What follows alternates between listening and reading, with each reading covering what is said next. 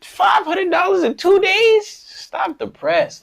So, and then in those days, you actually got the physical cash on the day of. It wasn't no checks getting written or nothing else. Like, here's your money. Man, give me my money.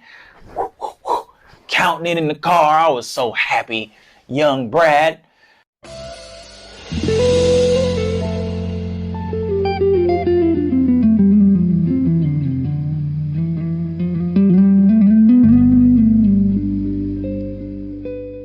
And so I left you all right when I got into my first shop, and right when I got I just got my barber's license, and I was just entering into the career of being a barber.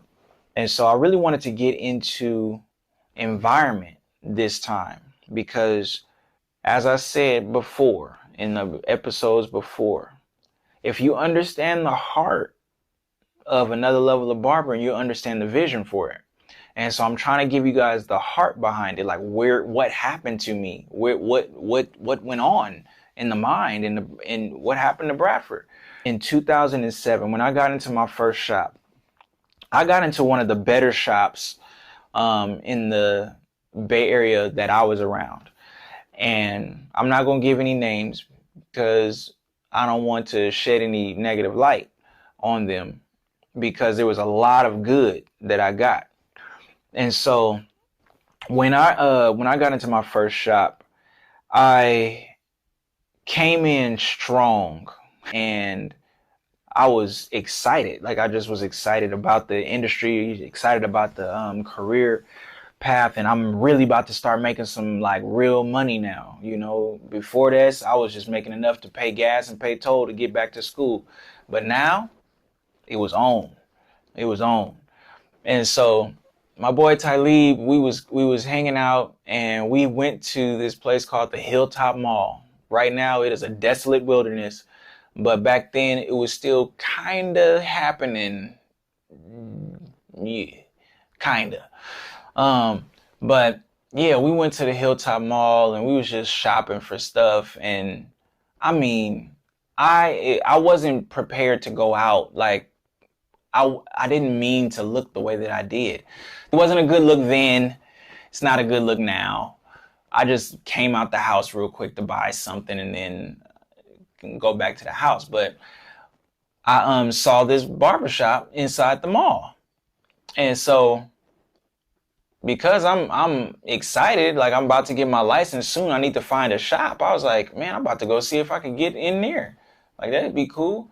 And so I go in there, and there was this guy standing outside. He was like, "You need a cut? You need a cut?" And I was like, "No." So I told the guy, "No, I don't need no haircut. Actually, I'm trying to see if I could come cut hair here." Oh, he was just like, "Oh, okay, you got to talk to the boss. He's back there." I was like, "Okay, cool." So I go back there, not looking right, just oh, I didn't look good at all. And so he was just like, okay. Do you got your clippers? Yes. Do you got some skills? Yes. These are all the answers. This is how he did the interview. He was just like, oh, okay. When can you start? I was just like, start right now. And I'm thinking I'm going to start in this particular location. I'm looking around. It's kind of fly. I was like, okay, man, yeah, I love to work here. And he was just like, all right, I got this other shop. I got this other shop over here. And I was like, okay, cool. I ain't tripping. This was a Thursday, if I'm not mistaken. We were at the mall and I had this little interview. And then then Friday, like tomorrow, he was just like, be at the shop at 9 a.m. in the morning. And then the next day it was 8 a.m. in the morning.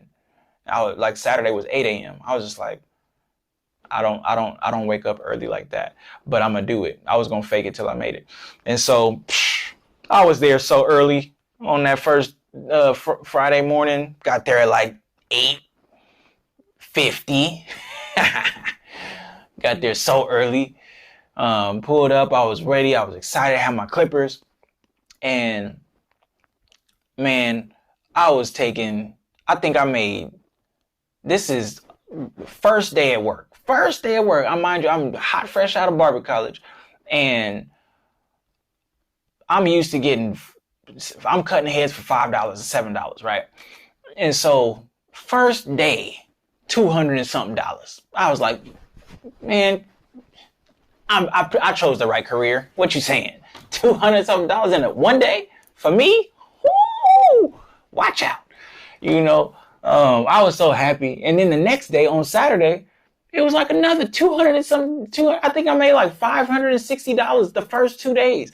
I said, who are you telling? Knew I was doing something right. You could, what? $500 in 2 days? Stop the press. So, and then in those days, you actually got the physical cash on the day of. It wasn't no checks getting written or nothing else. Like, here's your money. Man, give me my money. Counting it in the car. I was so happy.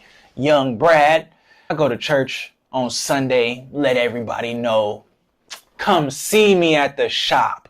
I'm in the shop now. Everybody knew I was going to give my little license and whatnot.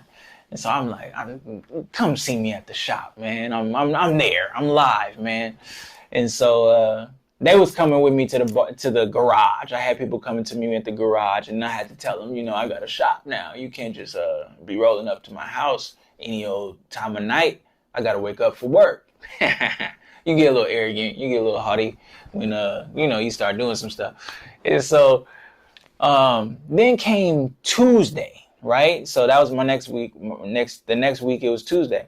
And so Tuesday, again, like $100 and something. I was like, man, you can't tell me nothing. This is the life. Wednesday, slow day. I didn't know about that. I didn't know about the slow day. Thursday, still slow. It was still slow. And then the next Friday, it wasn't as popping as the first Friday. And then the next Saturday, it wasn't as popping as the first Saturday. So what's going on? That's what I was asking. Like, hey, what happened to the people? And so it was very interesting. But because it started to get a little bit slower for me, I didn't have clientele. I think the first week I got there, it was like a holiday weekend or something. So it was inflated money for me. I'm first. I'm the new guy, right? Everybody don't show up for the new guy. They're like, hey, he's new. Let me get a haircut by him. No, that's not what happened. That's when reality set in, is that this is going to be a journey, Brad. You have to build your clientele. You have to understand just this is how barbering is. There was many a days, and I'm going to say many of days, that I would be there ready to cut. And I say, hey, would you like a haircut, sir? And they be like, no, I'm waiting for him. I'm waiting for him over there. I was like, oh, okay. Yeah, no problem. Are you sure he has like 7 people you have to wait for? He was like, it's cool. No, I'm going to wait for him. I'm not a barber. I'm just not a barber. This is how you win people, though. I would be like, okay, no worries, sir.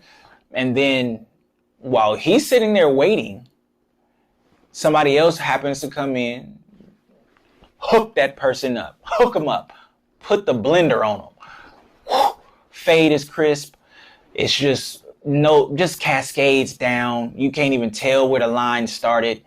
The line is sharp. And then when you let that person out of the chair, because he's still waiting, you just kind of glance at him, and then you ask for the next person.